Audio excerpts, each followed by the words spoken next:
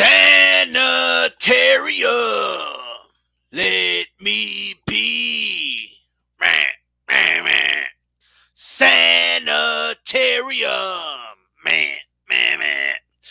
Thanks to those joining me live and to those that be joining me on archive. DStyle here. What's going on, everybody? I wanted to go ahead and do this video really quick. My early video, I don't know what happened to it.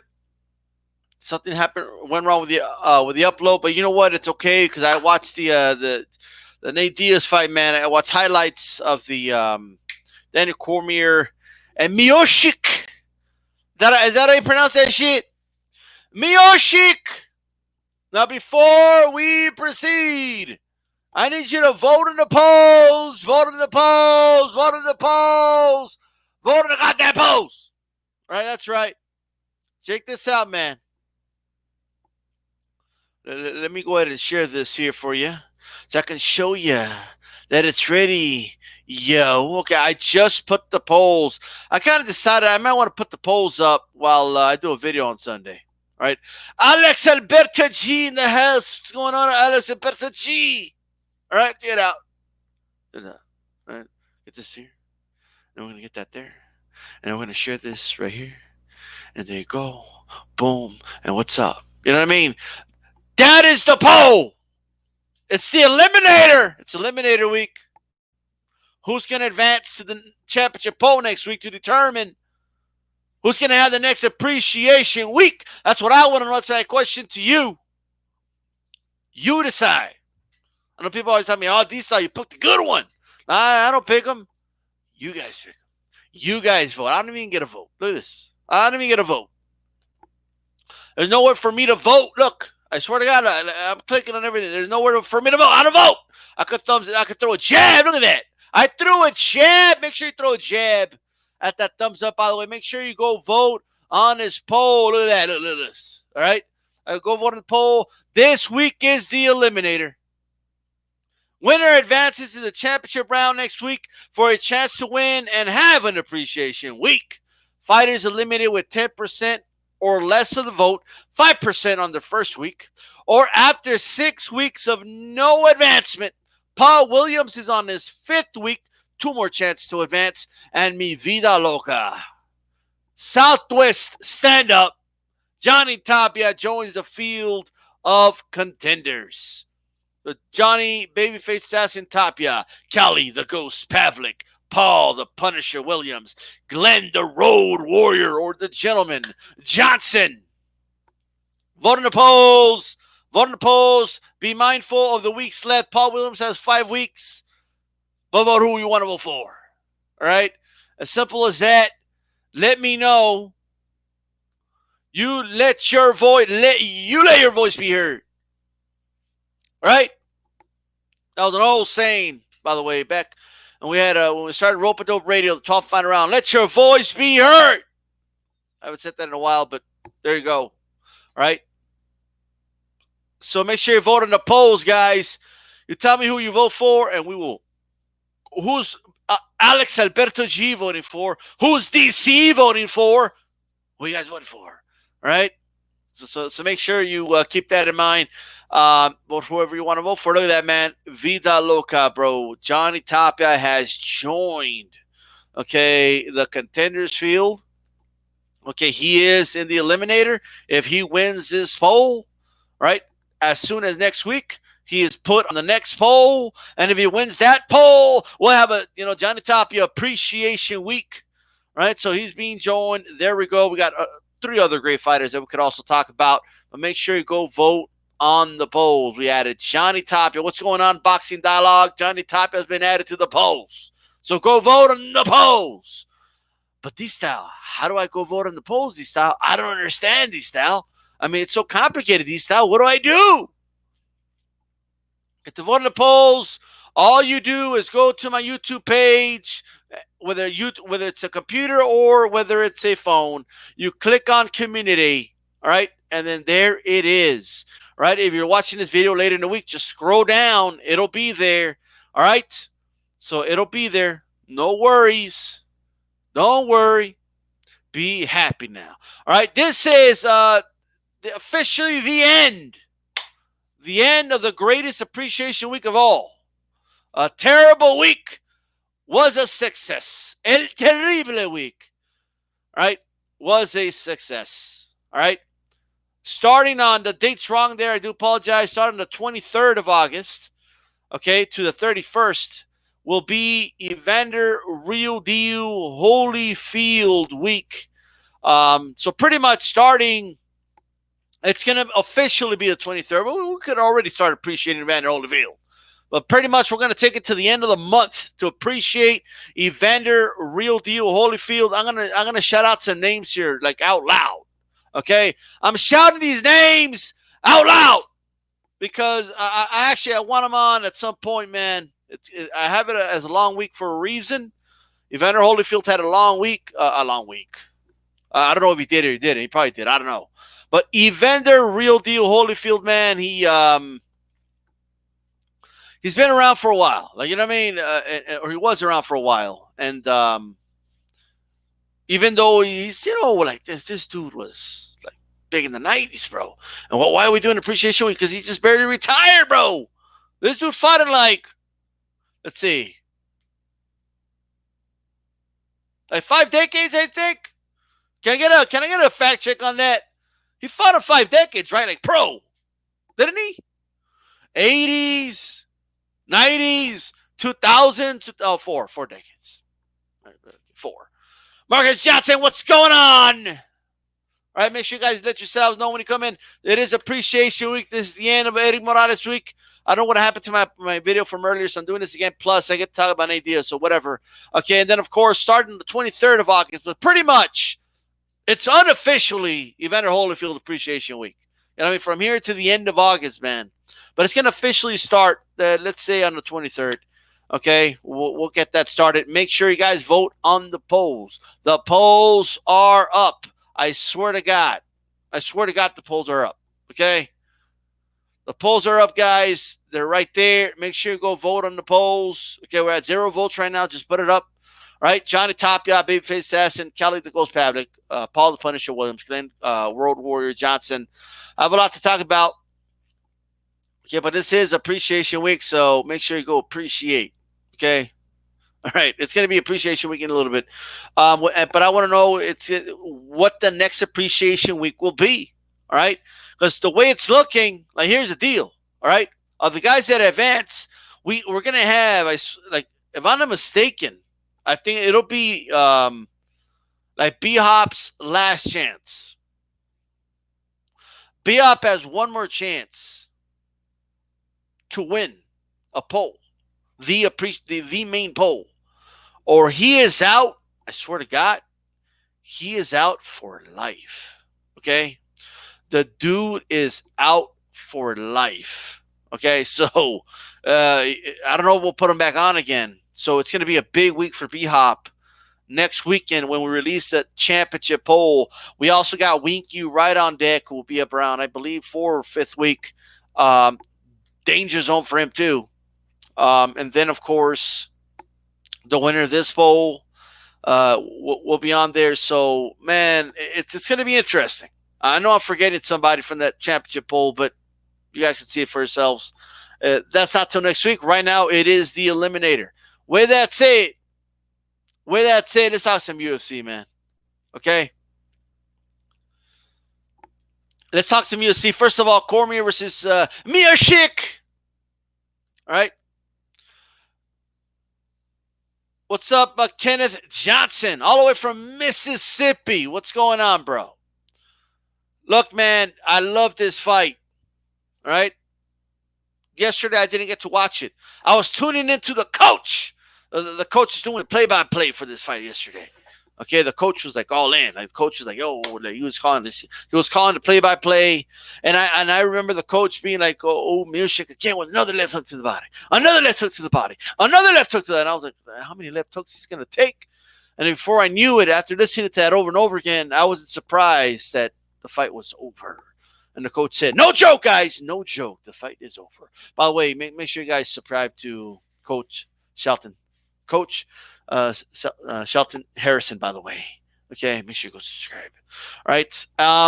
So I was not surprised at all, but by the results of this fight, I feel like yes, Cormier won the first fight, but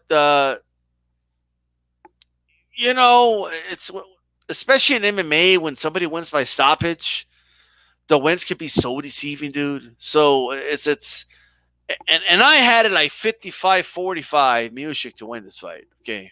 All right. So I gave Cormier still like a 45% chance to win the rematch. That's why I always thought it was ridiculous when people said a rematch wasn't necessary. I don't know what the hell you guys are talking about. Of course it's necessary. Like, what do you mean? Like, he's got to prove he really is better than Miocic, right? So anything can happen in a rematch. Especially in MMA, I feel like, especially like stoppages that come out of nowhere and stuff like that. It doesn't necessarily mean you're a better fighter. It means you won. It means you deserve to win. But that was that, man. Cormier did really good in the first round. Went back and looked at some parts of the fight. Round one, man, Miocic did so good in round one. He did so good in round one.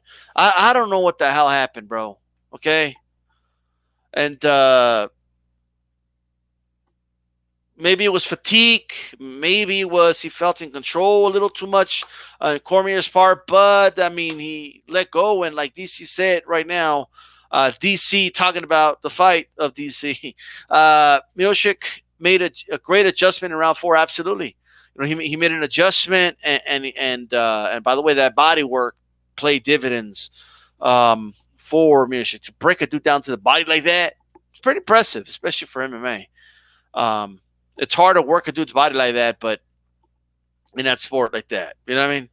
But Cormier should have stuck to his roots, which is wrestling. He should have, man. I mean, it's good to have that, stand up when you're forced to stand up, and you could do good there. But absolutely, no doubt about that. Okay, E. Woodson in the house, back in here, bro. Salute 100. By the way, the polls are open. Go vote on the polls. Go vote on the polls. Go vote on the polls. Go vote on the polls. Johnny Tapia has been at it. But Cormier, I also wanted to ask, man, like, should we open appreciation weeks to other combat sport athletes? Like, for example, MMA fighters. Should we do that? Or should we just stick to boxing? You guys let me know what you think. Okay. With that said, Miocic, very good body work. The hook to the body was playing great dividends. Plus, Cormier was already exhausted. And, the younger Miocic, just used his youth to his advantage later in that fight, I believe. You know what I mean? That's what I think. I think he utilized that, and that helped him win this fight. So, is a trilogy necessary? You could do a trilogy here. Okay. If Cormier, if anything, you won the first fight, he won the second fight. If there's one narrative I'm hearing, it's Cormier lost this fight because he didn't stick to his wrestling roots. Okay. Right? Like I'm hearing this a lot. I'm hearing if he had a better game plan, he would have won. Whatever the case is, right? That they can roll with that. You could sell this trilogy to people. They're one apiece. Cormier was doing good in the second fight, but then Miocic made an adjustment. Well, now Cormier will have a whole training camp to work on an adjustment. How will Miocic deal with that? Well, what if can Miocic beat Cormier if Cormier, focuses more on his wrestling and stuff? So they could sell this fight. The question is, does Cormier at his age, what is he, 40, 41? Can I get a fact check on that? What can he do? Does he want to continue at this age? Does he have the desire to go through another training camp? Does he have the desire, to be, let's say, do the fight next year or in a few months, a half a year older, and going in there against Miocic again? Does he have the desire? Does he have the desire, period, to continue fighting? That is the question. And I don't know. Only Daniel Cormier knows that. Okay? He's the only one that knows that. Yes, a Brock Lesnar Appreciation Week, says Alex. I didn't see that fight yet, man, but the first fight was pretty good. Okay. Milchik is a guy with amateur boxing experience. I won Milchik versus Jones in December. I don't think Jones wants to fight a heavyweight, bro. You know, he doesn't like the culture is just different in MMA. It's kind of weird, man. It honestly is. Um, he's 41 or 40. Either way, he's 40. Okay, but he's 40 and some change, right? He's 40 in 4 months or 40 in 8 months or whatever, right? So he'll be 41 for the rematch more likely. So looks like he's been drinking 40s too. Well, I'm not drinking 40s, but let me have a sip of water, everybody. That shit's insane, bro. That's insane. Okay, anyway. Yeah, man. I want to ask this. CM Punk Appreciation Week, right? I'm going to be honest. I'm probably just going to keep it to boxing. You know what I mean? Like, but you never know. We can always. It depends. It depends. But let me see here.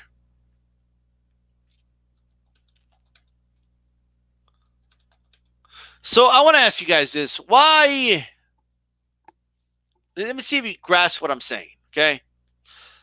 Let me see if we could. He'll be 41 in March, so he'll be 41 regardless when the rematch comes, more than likely, unless the fight's before March. So you'll round up and he's 41. You know what I mean?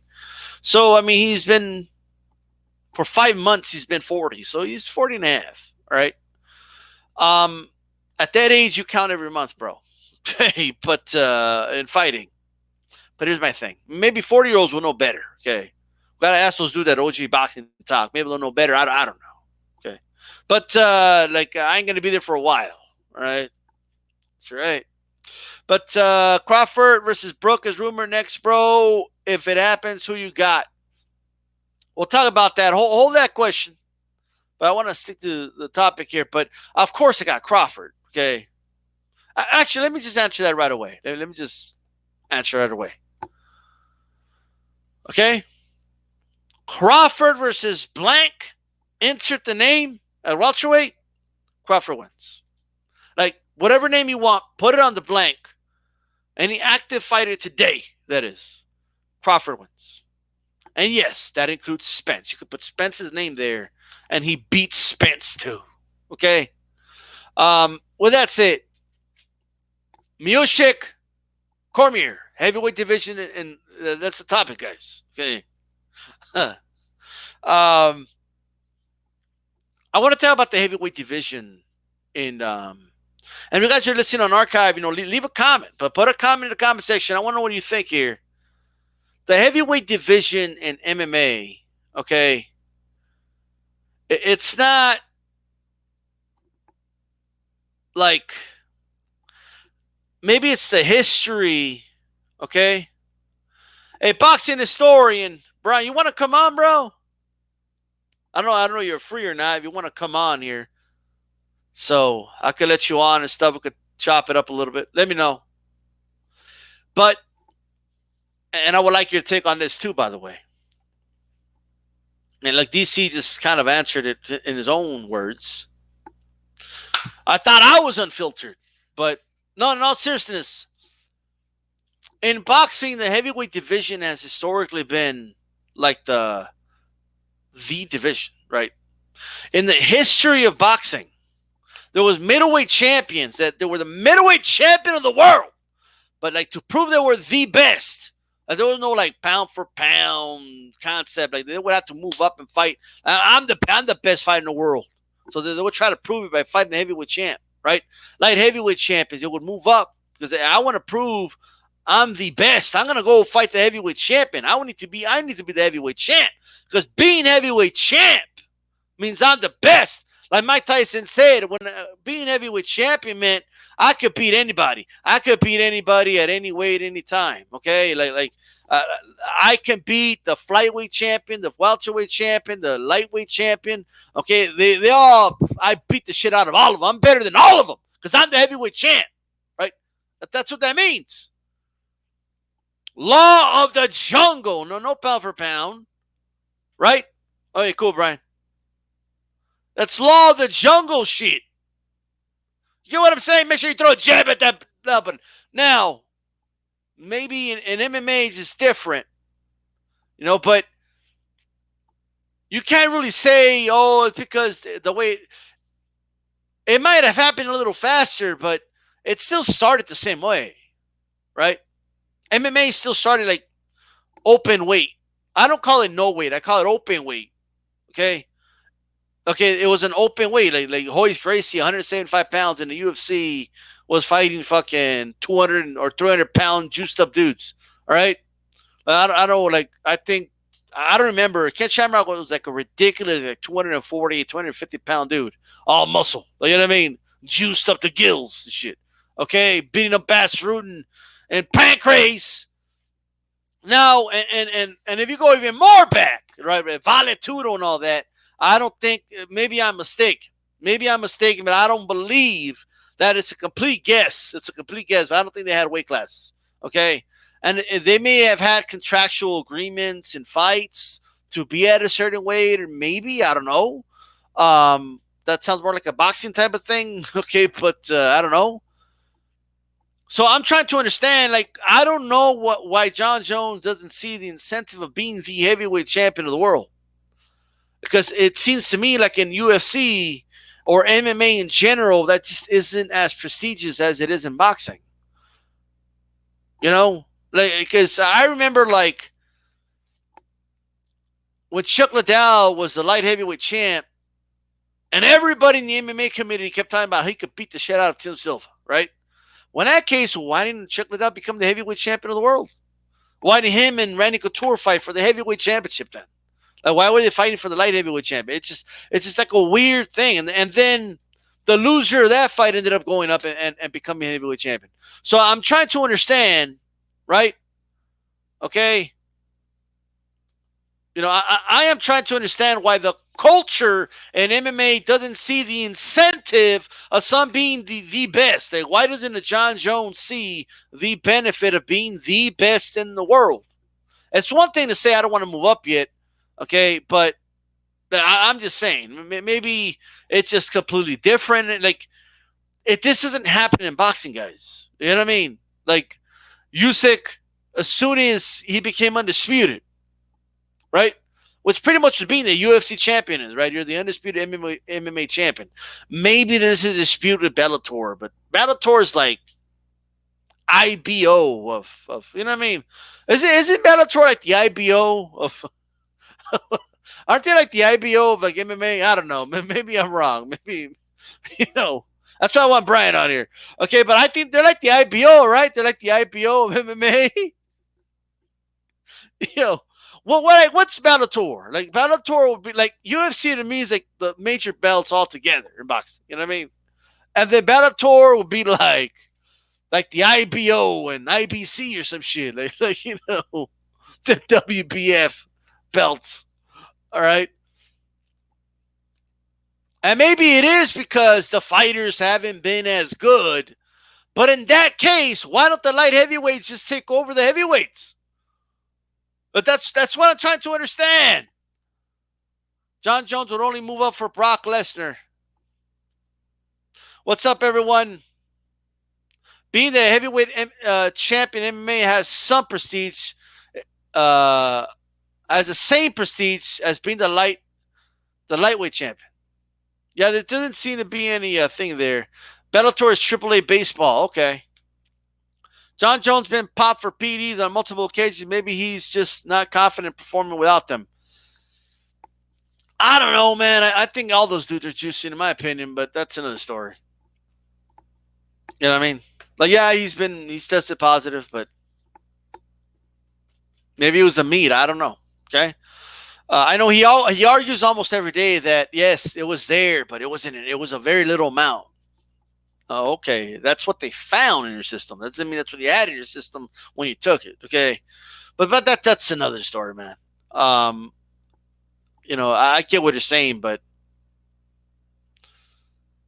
I don't know. Like obviously to me, right? If you could be heavyweight champion, like if, like this is the. Let me explain what I mean. All right, let me explain what I mean. So I always get the feeling from a lot of my MMA friends stuff that the light heavyweight fighters are better and can beat the heavyweight fighters. That's the sense I get. Now I don't know if that's true or not.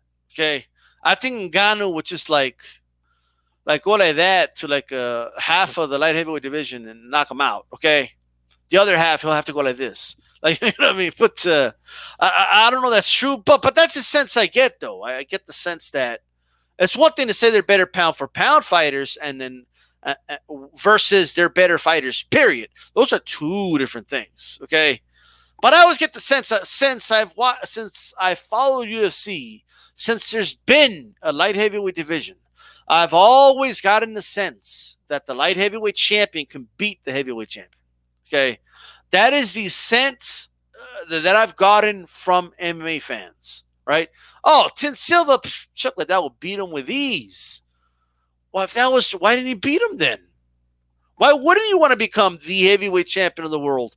That just, I guess it doesn't have the same history, prestige that the heavyweight championship of the world in boxing has, and that's probably why, right? Because in boxing, Evander Holyfield became unified cruiserweight champion, and then he said, I'm going to move up now, and I'm going to prove I'm the best by becoming the heavyweight champion of the world. And he did that when he defeated Buster Douglas, right? That's a preview to Evander Holyfield Appreciation Week, by the way. But well, that's it. And like everybody knows about that D-Style. Chill, bro. Okay, I know, right? But what is it? Usyk moved up. Hay moved up. Like, you know, all these guys move up, bro. You know what I mean? Like there's something, like even Roy Jones Jr. in his prime moved up to become maybe not the, but a heavyweight champion of the world, right? So why isn't that desire there, or it doesn't feel like there's a desire there to do that in UFC, in MMA in general? DC's a cheater. The light heavyweight championships are way more popular than the heavyweight fighters. The thing is, why don't the light heavyweight champs just fight for the heavyweight championship? I'm always hearing about how they could easily beat the heavyweights. So why not just fight at heavyweight? That's what I'm not understanding. Bellator has improved their roster over the years. Okay, so maybe I'm outdated with it, okay? Maybe Brian's right. They're like the IBF belt. UFC are the WBC belts. No, they're a little more than that, Brian. I think, you know, they're like maybe like 3 unified belts. You know what I mean? I would say. Some can, some can't. Okay. Like who was heavyweight champion when? You guys got to help me with this. Who was heavyweight champion when Machida defeated Rashad Evans? Who was heavyweight champion at that time? Anybody know? Can anybody tell me? Who was heavyweight champion?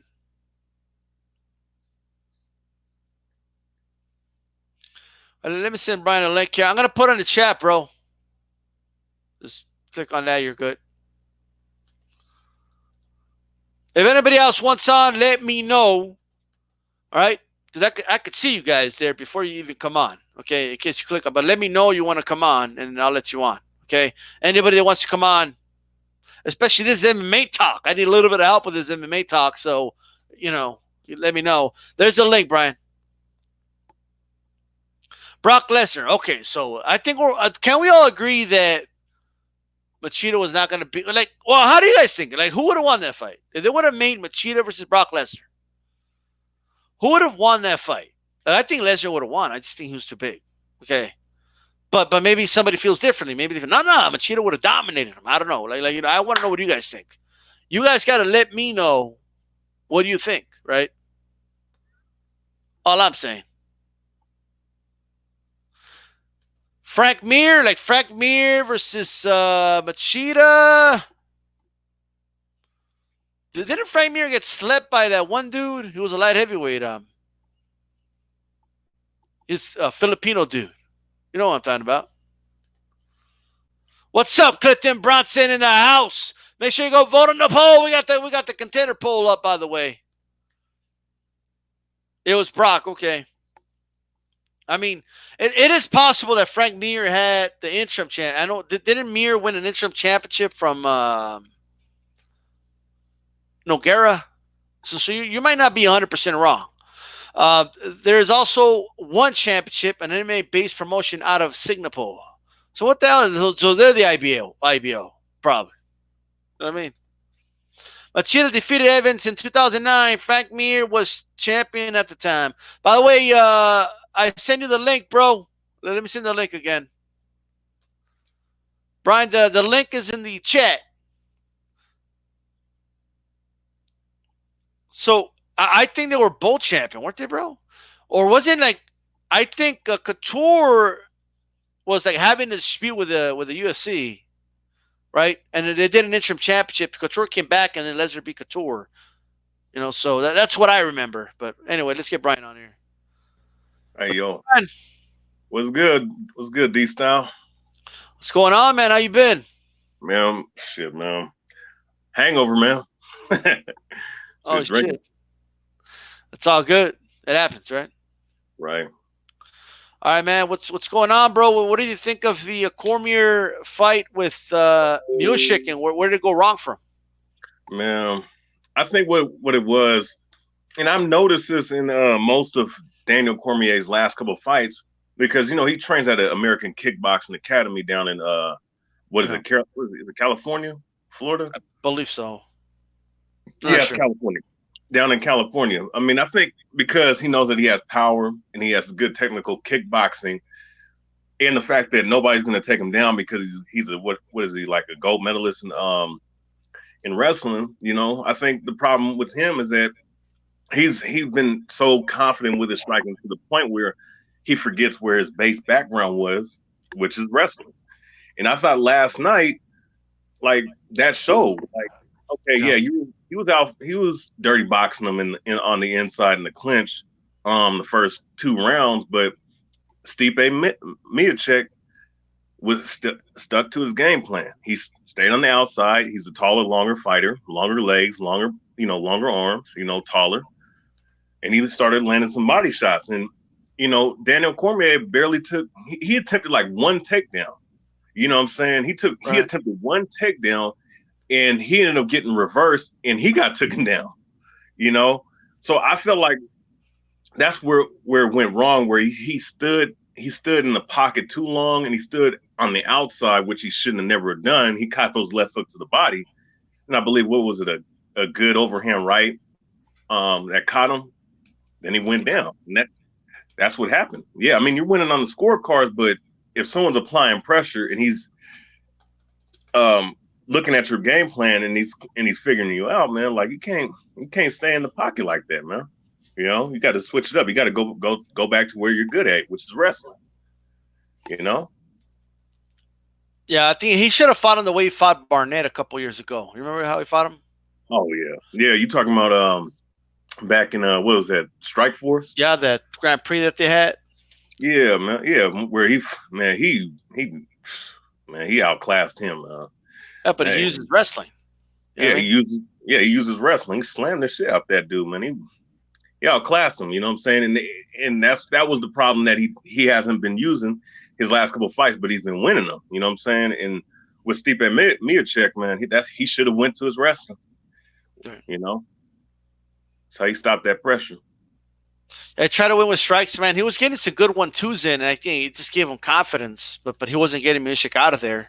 And, ended up, Miocic did a great job hitting him to the body, some hooks to the body, wore him down, and it was all she wrote after that. Yeah, and that was the problem.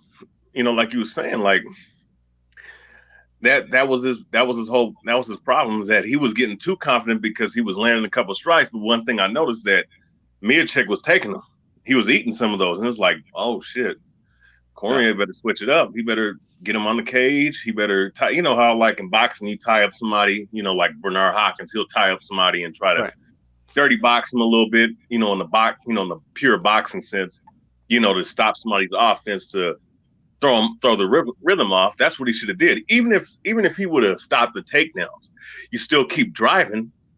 You still like the coaches tell you to turn that corner and constantly push and move, and eventually you might get the takedown. And that's how you that's how you stop someone's offense like that or on the stand up. And he didn't do that for whatever reason. He did it at the last minute, the last second. You know what I'm saying? Yeah, and it was a overall. I think he looked really good in the first round, Cormier. Yeah. Like, in the first round, I'm like, okay, I think he's gonna take it. And then I don't know if he just got overconfident or he started getting fatigued, you know, but it got away from him, man. Another fight I want to talk to you about is the Nate Diaz fight. Are you surprised that Nate Diaz came back and looked as good as he did after a 3-year layoff? Yeah, because I think what we've been shown over the course of the last, I would say since 2008, 2009, if you take like a 10-month layoff, you're in trouble if you're fighting a top level competition. But I was very surprised. With Nate Diaz because I mean, Anthony Pettis and Nate Diaz being my favorite two fighters, I was hoping that at least it would go to a draw. I didn't want to see either one of them lose. But I mean, Nate Diaz, man, like, you know, he still got it, man. His style of that constant pressure, high cardio, high strike output, you know, always breaking the CompuStrike / UFC fight metric numbers, you know, volume punching and volume strikes and shit, you know, and he definitely, of course, you know, training out of Cesar Gracie gym out in California, you know, they're the sharp grappler, man, you know what I'm saying? And, you know, Anthony Pettis is no joke on the ground, even especially off his back. He got some slick moves with his triangle chokes and arm bars and whatnot, but man, I mean, he wore him out. I almost thought he was going to put him away, but that's that style, man, that them guys have in you know, to wear a guy out with volume and punching. They're not hard knockout punchers, but they accumulative punches. You know what I'm saying? And yeah, he wore out Pettis, man, and Pettis was taking them body shots. And Pettis, that third round, I thought he was about to stop him, but you know, Pettis showed a lot of heart, and I'm really impressed, man. And look, my man always talks that shit, and he always back it up, man. You know, and I think right now he's 1 or 2 fights away from a welterweight title shot. You know what I'm saying? Because you don't blow away Anthony Pettis like that, coming off a 3-month layoff, and don't get, you know, ranked up from wherever he was ranked, which is probably 50 or whatever. Right. He should be ranked like top 5 at least, man. I'm very impressed by my man Nate Diaz. Well, even though I still think he's a good fighter, man, but it seems to me like Pettis has been on a big decline, man. Is it just me, or is the level of opposition getting better? Well, shit, that level of opposition I think was just as good back in his day, back in the WEC days when he fought. Remember that crazy fight with him and Ben Henderson? I think it's as good as it was back then. It's just the problem is that the man doesn't have the explosiveness like he used to. We called him, you know, his nickname is Showtime because of what he's capable of, being a high octane fighter. You know, the dude got an excellent kickboxing background, got good boxing, good defense, you know, on the stand-up. You know, excellent. You know, he has solid, I wouldn't say great, but he has solid takedown defense, and he's a really good grappler. You know, he got good offense and defense on the ground. It's just that explosiveness, that speed, those crazy shots. I mean, he was throwing some nice little things at Nate Diaz, but it's just, I think that he's been on the decline, man. He just doesn't have that explosiveness. It kind of reminds me of I don't know if you know this fighter back in the day, in Pride, and I think he fought in Strikeforce too. Rafael Cavalcante, the one Brazilian fighter. Very, very talented, very explosive. But when those injuries started happening, and I remember when he got checked real hard by Nate Diaz, and I think he hurt his leg last night. over time, man, when that, as age creeps up on you, you're gonna not have that same explosiveness. So it's, I think that's what's going on with him, man. It's just the age is coming up with him. Definitely, man. Plus, I mean, I guess the more you fight, the more people figure you out, right? More film, more Yep. find out your weaknesses, just the way it is. I think people confuse it for evolution, but in all reality, they're just getting exposed a little bit. You know what I mean? Yeah. Um, Yeah. But, Oh, my bad. no, but yeah, that's very well said. What do you think of Nate Diaz called out? Like everyone is talking about him fighting McGregor again, dude. The Masvidal fight to me is way more intriguing, right? Jorge Masvidal. Yeah. What do you think of that fight, man? He called him out, bro. Like he's what did he say? He's a gangster, but he's not a West Coast gangster. Yeah. What do you think of this fight? I think that'll be an intriguing fight. Now, going back to the shit, because I've been watching Jorge Masvidal since the Strikeforce days back in 2010s, 2011s, and whatnot.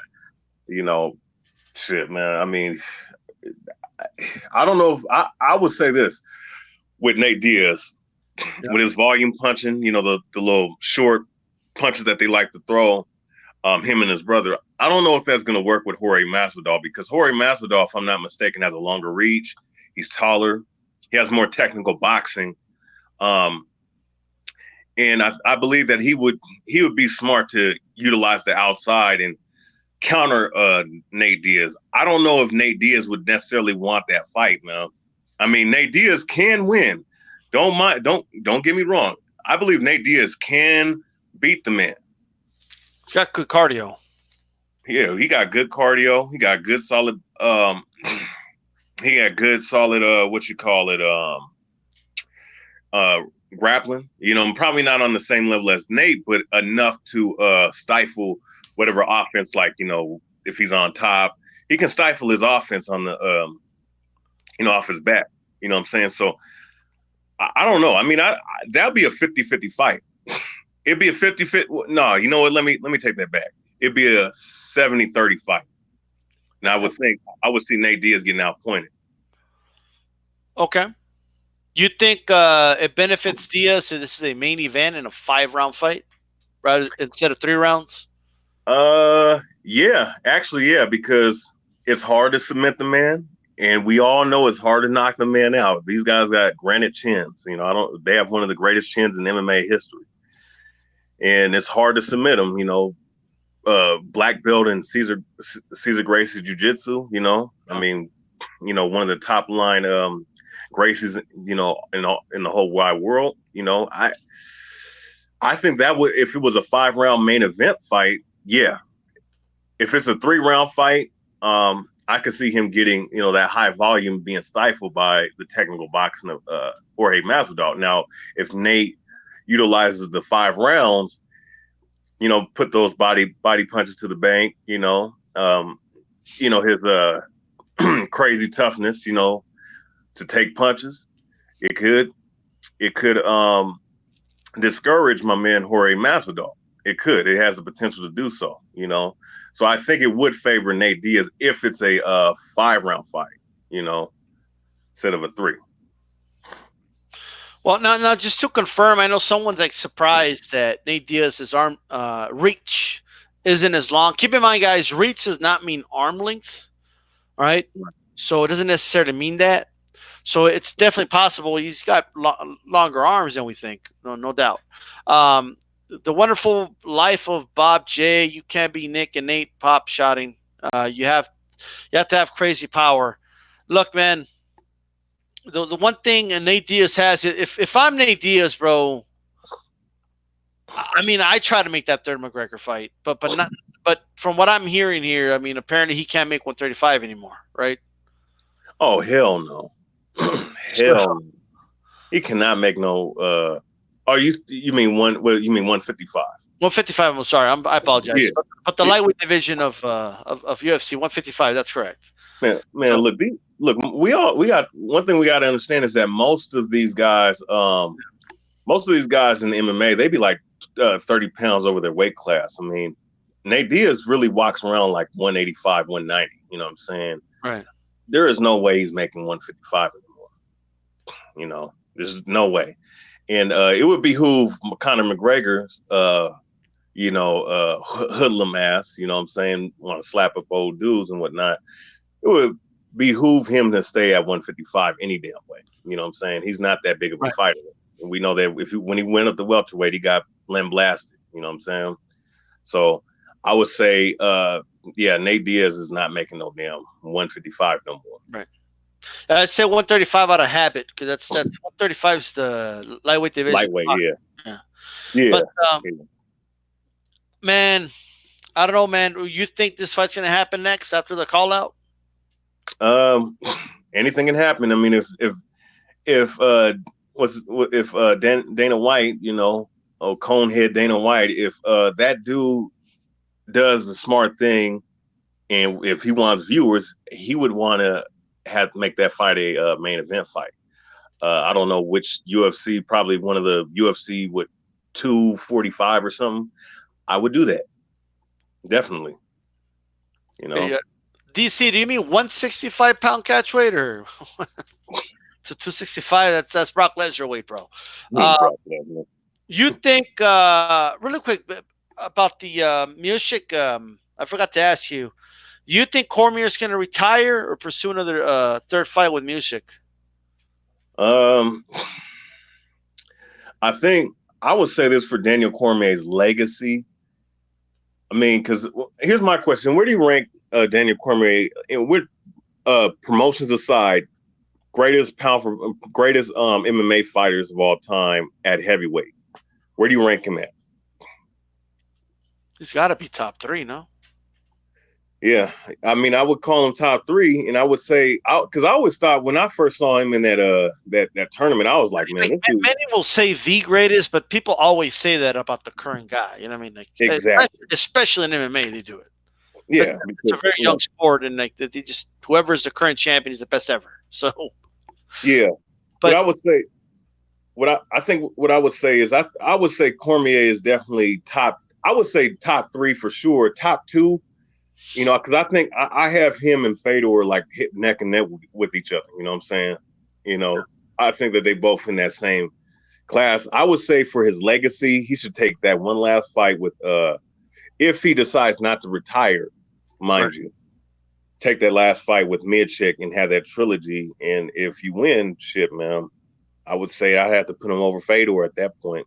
I would say he probably should do it if he decides not to retire, but I think it's up in the air. He said he's going to talk to his wife. I think in the press post-fight interview, he said that he was going to talk to his wife and, plan for it. But, the man's 40 at this point, man.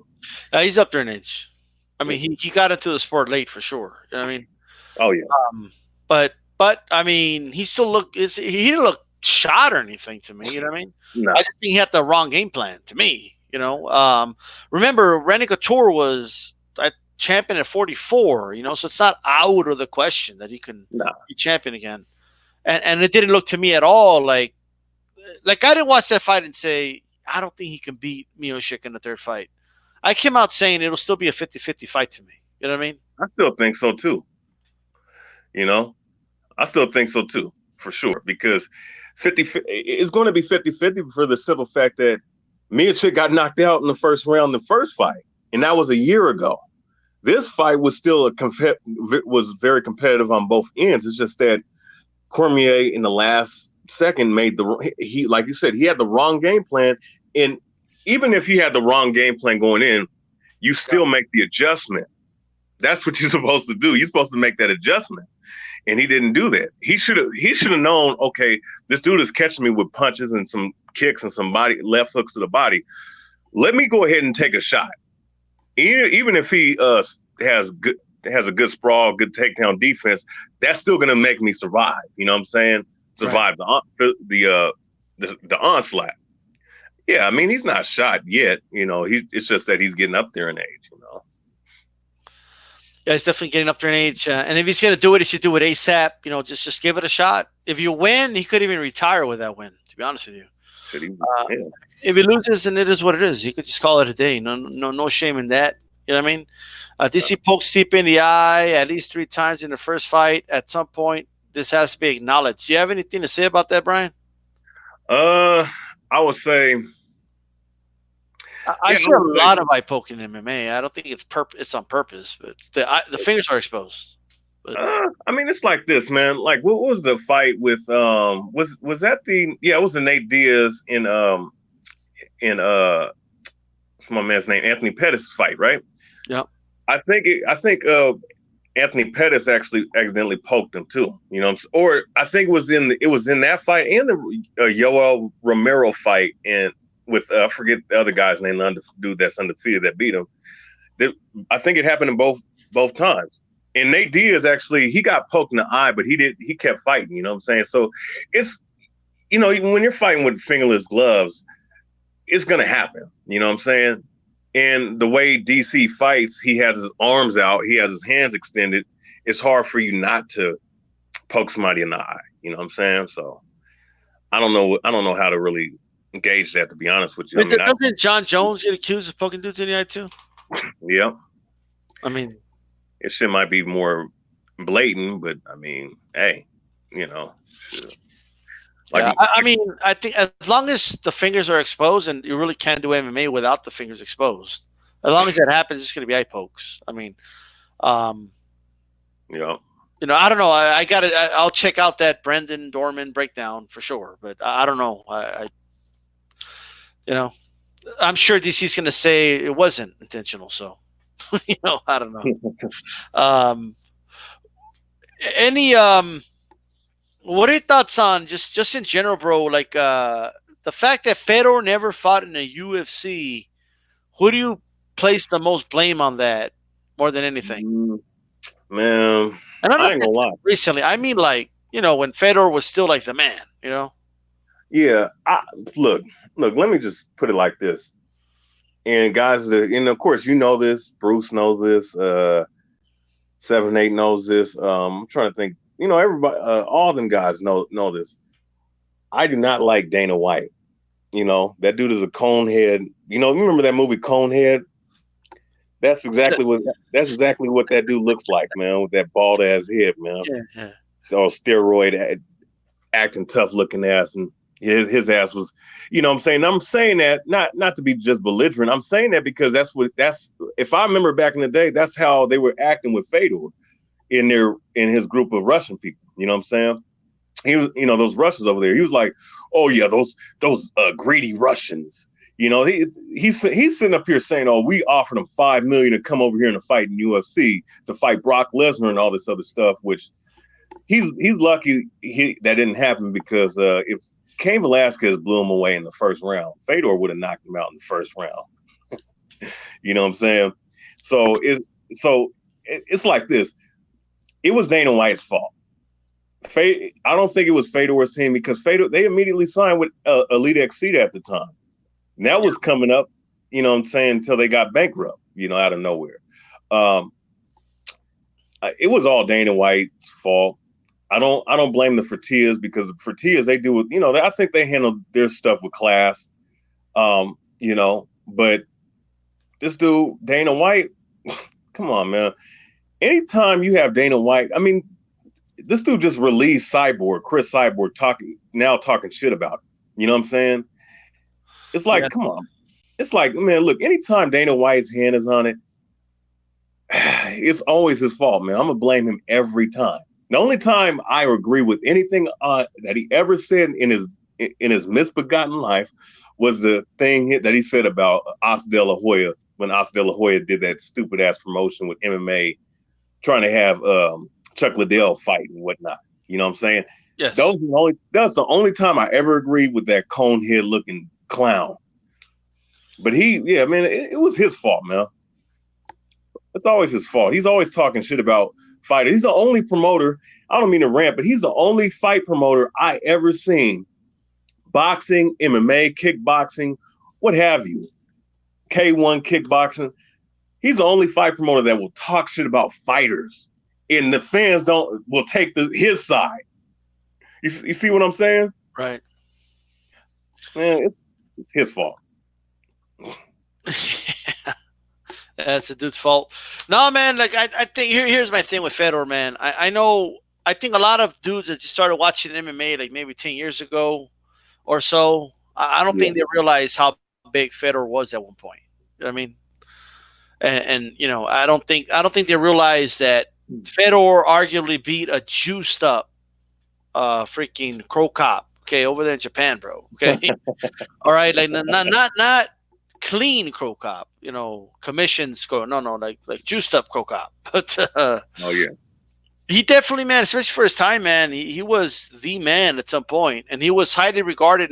Forget what the fans say, the fighters highly regarded him. But like any other fighter, time caught up with him, and Oh yeah. you know what I mean. Yeah. Once you get knocked out once, that chandelier is cracked. You know what I mean, and that's everything. It's like a domino effect. You know what I mean. Yep.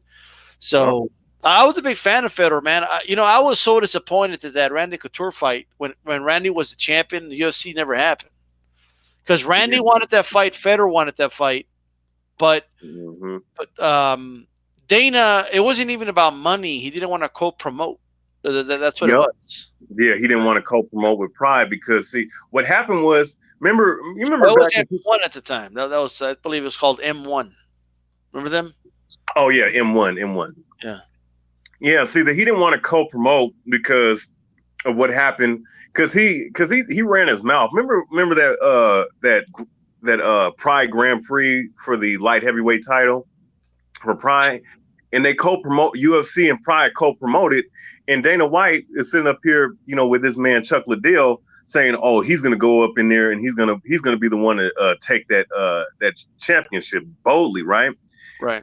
Then he runs into Rampage because as great as Chuck Liddell was, not taking nothing away from him, but Chuck Liddell was fighting grapplers. He was a good kickboxer, has wrestling background, great takedown defense, but he was fighting grapplers and forcing grapplers to stand with him. That's why he was knocking out all those guys in the UFC back then. The guys like Vanderlei Silva, you can even put Crow Cop in there because Crow Cop, was fighting at light heavyweight at times. And what's his name, Quentin Rampage Jackson. The striker, the sprawl and brawl fighters were in Pride. He Yes. goes over there. He fights fucking Rampage Jackson. Rampage Jackson blew him away. So that made Dana White and the UFC look bad by co-promoting and having that. That's why he didn't want to have Randy Couture fight Fedor because Fedor was going to beat the shit out of. He was going to knock him out, knock out Randy. Yeah, Randy, man. You don't think Randy had a shot though? I give him like a 20% shot of winning that fight. Yeah, that's a good percentage because at the time Fedor, you got to remember Fedor was in his prime. He beat Antonio Nogueira in his prime. This guy was in the guard of probably the most dangerous heavyweight Brazilian Jiu-Jitsu artist of all time, in my opinion, outside of Fabricio Werdum. He was inside of that man's guard, did not get submitted, was throwing bombs on him. Yeah. You know what I'm saying? Throwing bombs. Took 5 years off that man's life. You know what I'm saying? That's how brutal those ground and pound punches was. Yeah. Randy Couture was, 40-some years old, needed testosterone replacement therapy. Not taking nothing away from him, but he needed, some extra help. And we know that, what's his name? Josh Thompson actually put that out back in the ESPN article, same article that D Rose came out on the NBA, said that these guys on the U.S. Olympic team is using performance enhancers, inside information. But whatchamacallit, I just don't see him having that much of a shot because Fedor was physically in his prime. He was on his way out, Randy Couture, Yeah. And you know what? It would have made the UFC a lot of money, right? I mean, he would have came in, he would have been heavyweight champ, and then they could have set up like back to back. They would have had that, and then the Lesnar fight, and then a Mir fight. I mean, you would have given them a lot of fights. You know what I mean? But man, UFC missed out on. They missed out on that. Was a super fight. That would have been internationally one of the biggest fights of any combat sport in the history of combat, because you had the Fedor. You had the people in Japan that remember him, in Pride. You had, of course, Russia. I mean, the Russian president would always come at the time would always come down and greet the man in his fights. All of Eastern Europe, America, and everyone else in the world would have saw that fight. You'd had a professional wrestler and the guy that was undefeated for a decade, which is hard. There's only two other people that did that, which is John Jones and Anderson Silva. Okay, right. They missed out on that. That was money. That was a money fight, and they could have did a sequel to that fight. They missed out on. I think it was another fight with John Jones and somebody else. They missed out on some super fights, man. I ain't gonna lie. Yeah, they did. Not that they did, you know what I mean? And then, by the way, he beat a bunch of either guys that went on to become UFC champion or were former UFC champion. You know what I mean? Yeah. Arlovski, Tim Silva, what's the dude from Brazil's name again? The Nogueira. Right? You know what I mean? So I know I missed somebody else, but he beat a lot of Mark Coleman. Yeah. The Godfather ground and pound, one of the greatest wrestlers in MMA history. Yeah, I mean, he was probably a little too old for Federer at that time, but still, he beat him. Man, look, no, he was old, but he was jacked out of his fucking mind. Look, him and Kevin Randleman, right? Those guys were the steroid brothers because those guys was in Team Powerhouse, right? The wrestling team. Those guys were jacked out of their mind. Mark Coleman, even though he was 40, he was a little older. Mark Coleman was on that either on horse meat or he was on steroids, man. So, he was still a threat. In other words, but I know, man. Some people Beto G feels Federer was overrated. Oh, now, just to clarify what you mean by that, bro, he was the best heavyweight in the world at one point. There was really no dispute. Like, unless you think Tim Silva was better. Like when Federer was Pride champion and Tim Silva was UFC champion, we all know what happened when they actually fought, by the way. But do you really believe it was better? Hey, watch this. Was Arlovski better? Hey, watch this point, right? How is Fedor overrated, right? Let's Alex Alberto G. Let's use some logic, right? How is Fedor overrated when Fedor didn't leave Pride to go in the UFC and fight these guys? Because remember that promotion Affliction that Oscar De La Hoya made up trying to compete with the UFC? Yeah, Donald Trump was involved in that too. Oh, he was? Yeah. I didn't know that. Of course, De La Hoya signs Fedor, but guess what? He signs Tim Sylvia and Arlovski. Arlovski and Tim Sylvia, right, were in the top 10. And I think Arlovski was in the top 5 at the time in heavyweight rankings, all right? They left the UFC to go fight Fedor in Affliction and sign with De La Hoya.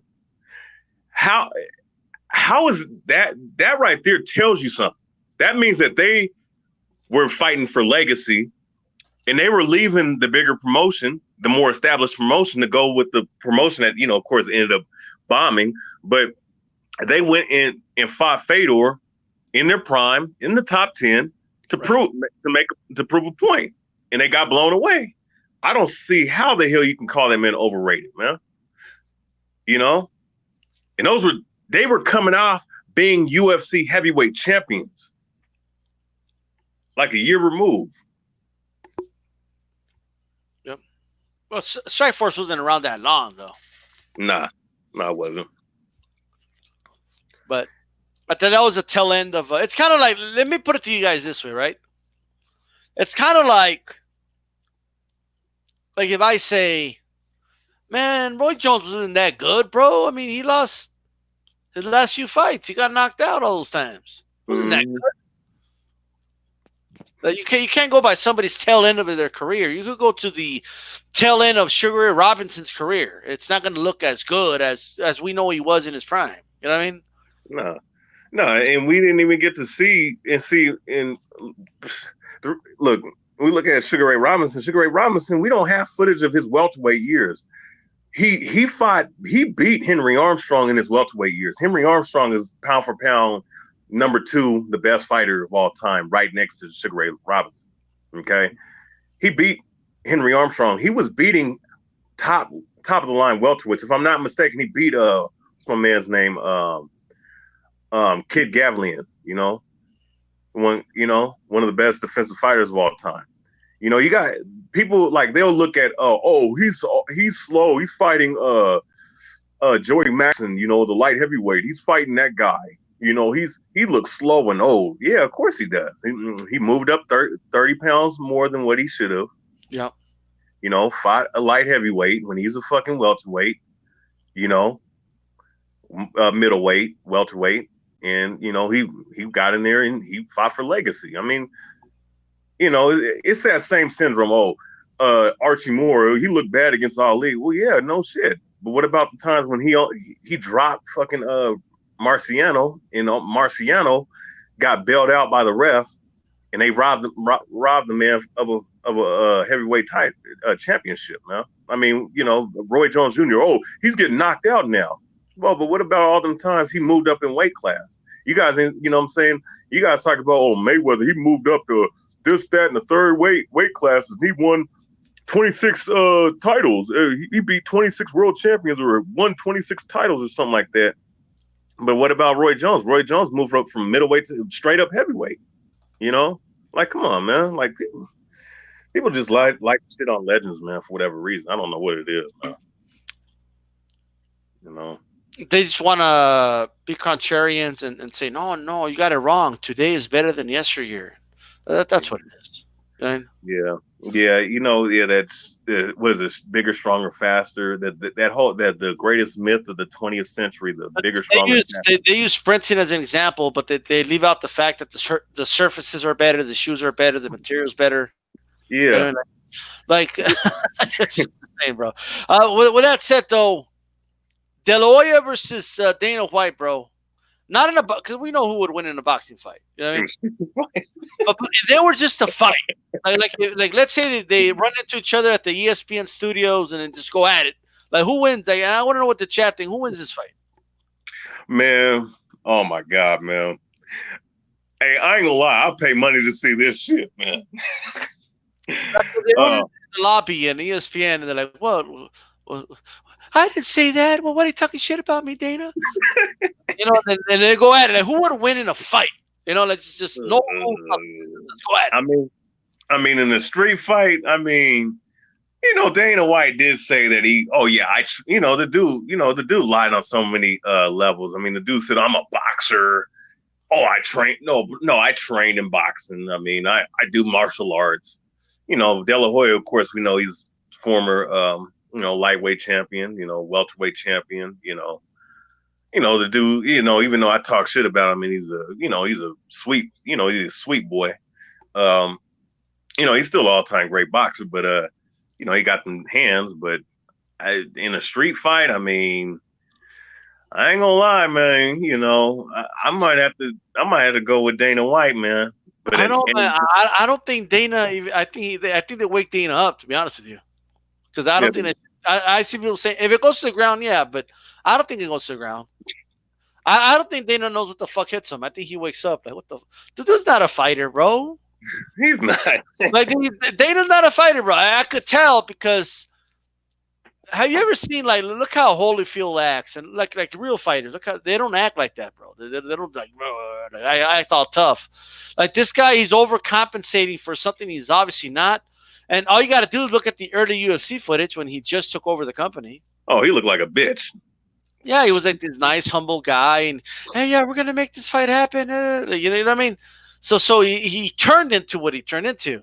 I don't know, man. I just think I think De La Hoya just two pieces him. Boom, boom, and he's done. That's just my opinion, but he might break his hand. But I mean, you know what? It makes sense. I mean, that's what I'm saying. I'm just weighing out the logic. I mean, how does Dana White fight a guy that was a professional? You know what I'm saying? I mean, 2 million pay-per-view buys for this fight. Man, please, man. I would love to see these guys. No. Here's the thing. Okay, in a boxing fight, who wins? I mean, it's kind of obvious who would win this. Oh, fight. yeah. De La Hoya. Like De La Hoya would he would beat him whenever he wants. Like, you know what I mean? If he wants to punish him and keep him up, he'll do it. If he wants to knock him out, he'll do it.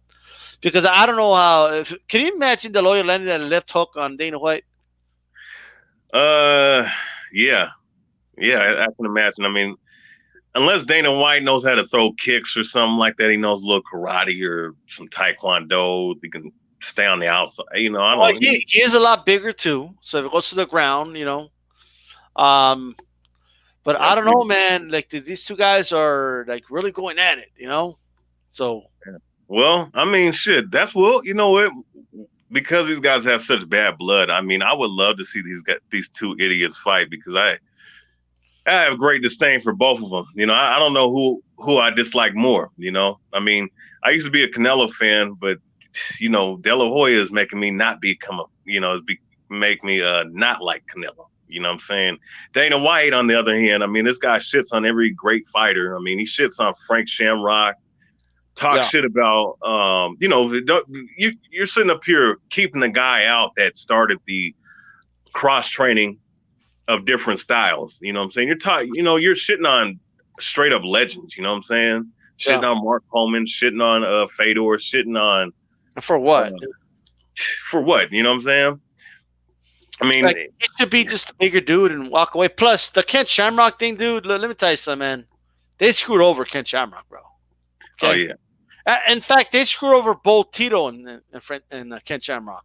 But yeah, those guys didn't get paid shit for the pay-per-view they did. That literally turned the whole industry around. Okay, man. Look, these guys are making $500. Did you know that Dana sued Kent Shamrock for the surgery that he had before the Tito fight? Because they wanted him back, and he's like, "Bro, I can't fight." Like, I forgot what it was. A disc or something was fucked up. Oh, we'll pay for the surgery. So they paid for the surgery, right? And then they had this big event. And then later on, when Ken Shamrock sued him because they owed him money or something like that, he brought that up. Well, we paid for your surgery, you ungrateful piece of shit. Like, what do you mean? You guys are the ones that wanted him back, bro. You had no star power, and you needed him to have that surgery to come back. Mm-hmm. Oh boy, man. It's like, man, oh my God, man. That's why I can't stand Dane. I remember that shit, man. I can't stand that dude, man. Hey, remember when he said Tito? Do you believe Tito ducked him in a boxing fight? Hell no. Like, because he swears up and down Tito ducked him they did a whole documentary about it. This is another thing too. And he said, "Oh, Tito knows I used to beat him up when we did boxing." Like, I don't know, bro. He's a fucking liar, man. Dana White is a fat, bald-headed, cone-headed looking clown-ass liar. This dummy, all right, this wannabe macho man that was running from some issues and found the UFC promotion. And this is true. Ran from a situation because he owes some people money, and he looked like a little calm, humble little punk, Now he's this bald-headed, oh, I'm hard. Man, Tito would have beat the shit out of him boxing. You know what I'm saying? Like Dana White. And then this dude always challenges fighters to fights for whatever. What common sense does that make? I'm going to challenge a guy that I'm promoting to fight. No, he said he used to slap Tito Ortiz around in boxing. Like, I can't find Dana White on BoxRec, bro. Like, I can't find him anywhere on BoxRec. I can't find him on amateur boxing. I mean, the dude lied about being an amateur. He said one time, "Oh, I did amateur boxing." Then years later, bro. Here's the thing: when it comes to amateur boxing, there is actual amateur boxing, and then there's novice, right? Right. Like, maybe he did novice, but novice is literally any dude could show up and do it. Like, it's not like, some accomplishment, but anyone could do it. Okay, anyone can do it. That's not like just sparring somebody. In all honesty, but I don't know, man. I think the dude he used to do aerobics classes. I used to laugh because Blood Boxing talked about it. He was one of those guys. He would be like, and a one, and a 2. All right, come on, ladies. Jab, jab, hook. Oh Come my on, ladies. god. I forgot about that shit, man. Dude, Dude. dude, probably listen to inspirational DVDs where you repeat the same lines over and over to believe it yourself. He used to do CrossFit style boxing classes. Yeah, that's what he did. That's his fighting experience, bro. I honestly, like, the dude's not a fighter, bro. If De La Hoya threw punches at him, like, he would do this. Okay? He would go like this. Look, man. I've sparred with.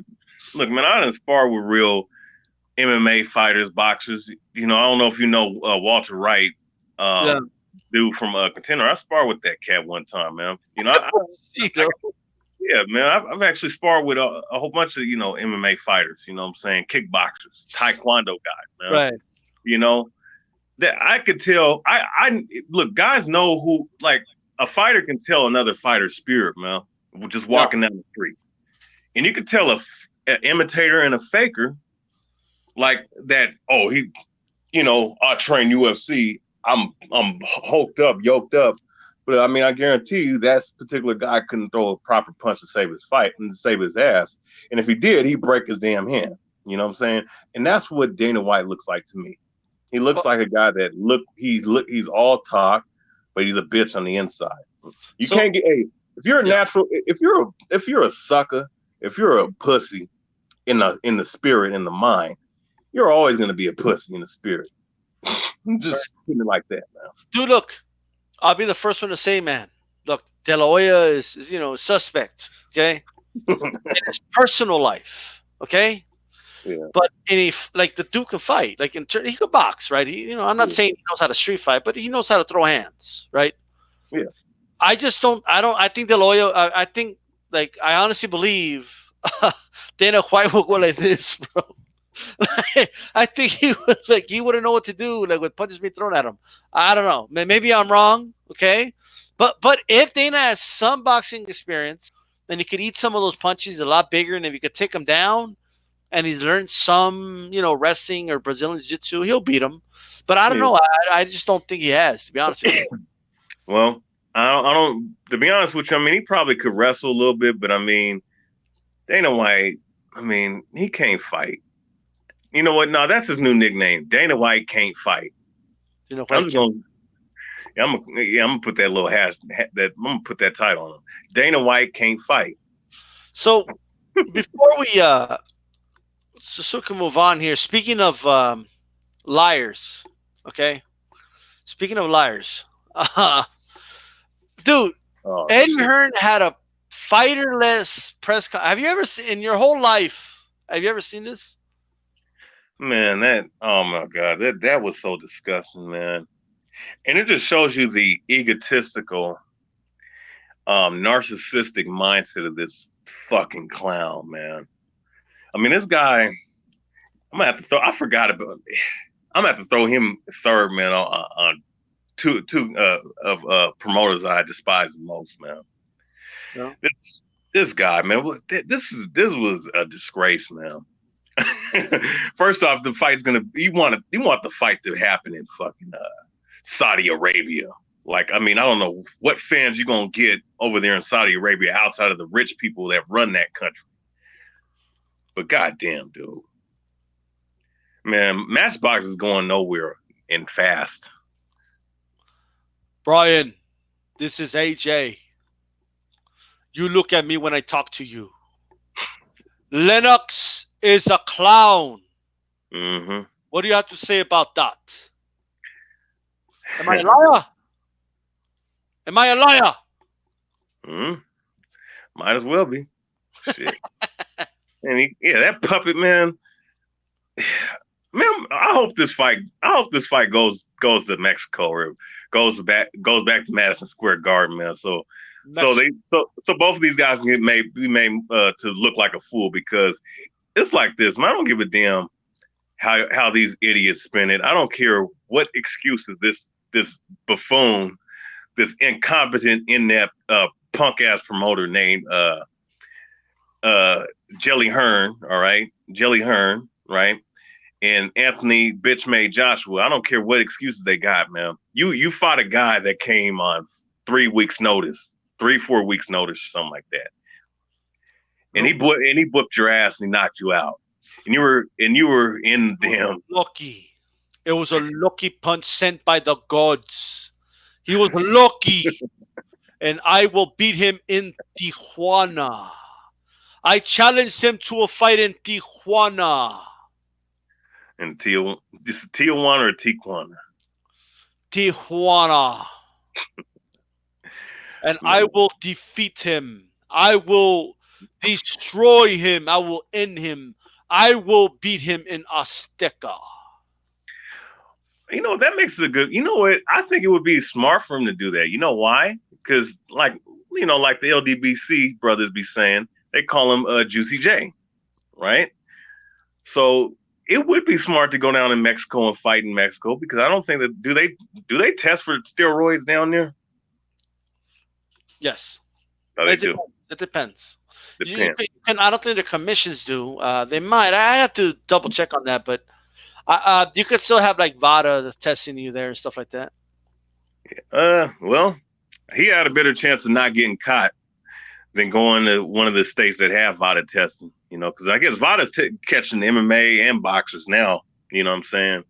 Obviously, but it might be a good idea to go down there just to juice up. I mean, that's probably his only chance, because obviously, if he can't knock somebody out and the other guy just throws punches like Ruiz does, and not taking nothing away from Ruiz and whatnot, that dude got fast hands, good combinations, and he don't move his head, but he can take a good punch, Right. But I don't know, man. I mean, you give Ruiz an eight weeks to train versus 4 weeks to train. I mean, and he sheds that fat off his body. I mean, at least enough, go come in there 230 pounds, sharp and ready to whip some ass. I think Anthony Joshua's bum ass. What's his name? Who was that boxer back in the 90s? He was 6'7". Forget his name, man. He was a hype job. Oh, get his ass whipped, huh? Talking about Galata or something? Not Andrew Galata, the other cat. Because that's who he reminds me of. I forget his name. But shit, he's Frank Bruno 2.0. But he's really half the fighter Frank Bruno is, because at least Frank Bruno could actually knock somebody out one punch. Yeah, Frank Bruno was a good fighter, bro. Frank Bruno would dominate today.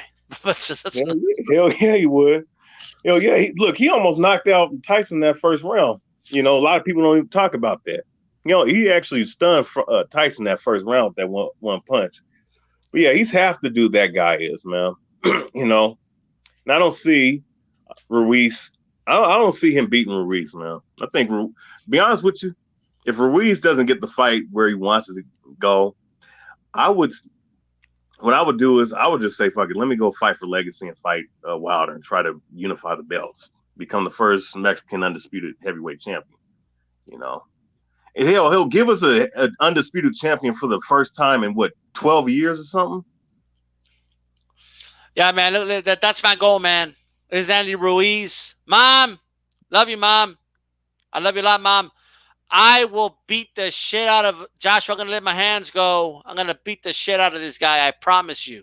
And this time, Manny Robles got me working hard. I'm going to get down to 230, bro. I'm going to be shredded. A shredded Ruiz is an unbeatable Ruiz. I'm out. But yeah, man, I don't want him to go to Saudi Arabia. Right? Like, let me ask you a serious question. If Ruiz, let's say, goes to Saudi Arabia, right? Mm-hmm. And then he's approached by some people in the locker room like, hey, how you doing, Ruiz? If you want to go back home, you have to lose this fight. All right? Well, have a good fight. And he just leave. Well. And what do you do? You're in a foreign country, bro. And what does he do? Shit. Well, you speaking on behalf of Ruiz or behalf of Anthony Joshua? Well, either or, but in this case, let's say Anthony Ruiz is in the locker room, getting ready for the fight. Some dude walks in, right? And just tells him flat out, hey, you want to go back home, you got to lose this fight. Have a good fight, champ. They leave.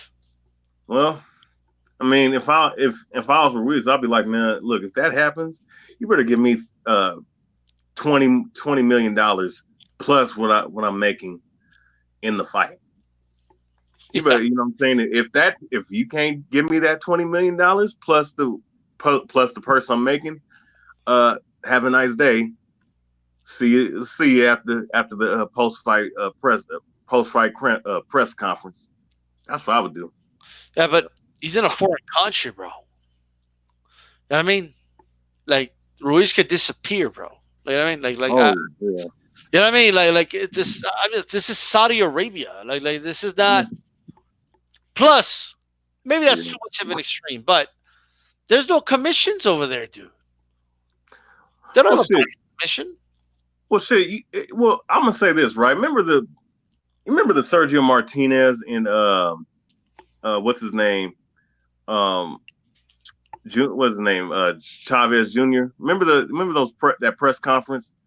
And somehow, some way, Sergio Martinez, because they were saying, oh, it was the Mexican mafia that did this, where they popped his tires. I Yeah. mean, shit. If that shit can happen over here, right? And then Saudi Arabia, we like you said, is a different ball game. Yeah. You know, yeah, something could happen. I mean, this dude could disappear. You know, this guy could be in somebody's basement, chained up. You know, getting tortured. You know, who knows? They'll try and convert his dad and shit. Yeah, turn him into what is he? What is he? Catholic? Probably turn him into straight Muslim. Is he gonna be allowed to wear like his Catholic cross and all that, or is it like no, you can't do that? You know what I mean? So I don't know, man. I just feel like he's gonna be, it's a different world over there. And then I don't know. I just wouldn't feel comfortable. I wouldn't feel comfortable over there in a prize fight. You know what I mean? Countries that are known for boxing are, Mexico and the U.S. Like, you know what I mean? They have boxing fights there all the time. So it's they have a system in place for boxing. So just fight in one of those countries. Look, I'll be honest. Mexico is too much of a home field advantage for Andy Ruiz. Okay, Yeah. fair enough. Just fight him at the Garden again, bro. That's the mecca of boxing. Just fight him there. Yeah, it's the mecca of all sports. You know what I'm saying? I mean, it's like, man, look, Joshua, if you want to have any kind of street cred from other people, which because obviously that's what he cares about, because he cares about people, talking shit about him, and obviously, I mean, he's a mental midget in a big 6'7" roid up frame. I mean, look, if you want to get your confidence back, go back to the place you took your L at and fight this dude. You know, I mean, taking it to a remote country like Saudi Arabia, I mean, like Yeah. it makes you look suspect and it makes you look weak, man. Especially I when mean, they come out and they're like, "Oh, that's AJ's second home," and like all this other shit. All his fans came out. yeah, That is my second home. That is my second home. I feel at home. I'm always in Dubai. I'm always in Dubai. Andy Ruiz signed the contract. He must come and fight me in Saudi Arabia. No more will be said, and never call me a mental midget again. Or else. man, this guy, this guy Joshua, man, I mean, I don't know what like I can understand UK. I mean, because that's where you're from. But it's at the end of the day, though, it should be up to the guy that took the belts from you. I'm just gonna put it like that, Yep. And look, it's like this. Ruiz, I mean, a good thing that he wised up. I mean, you're making $8-9 million. This dude's making 29 or 20. What was it? 30? Yep. 30 million. I'd be pissed at that. I'd be like, look, man, either give me a 50-50 split or a little bit more, or you can miss the recent rematch for next month or next year. Yeah, everyone's gonna ask for the fight in the Vatican.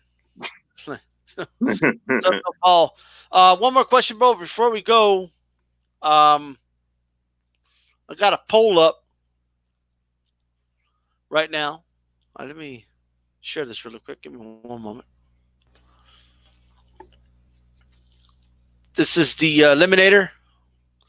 The winner of this poll moves on to next week's Appreciation Week poll. Glenn Johnson, Paul Williams, Kelly Pavlik, or Johnny Tapia. Who's got your Damn. vote? Damn, Glenn Johnson ain't getting no love, eh? Not yet. It's early in the vote. It's early.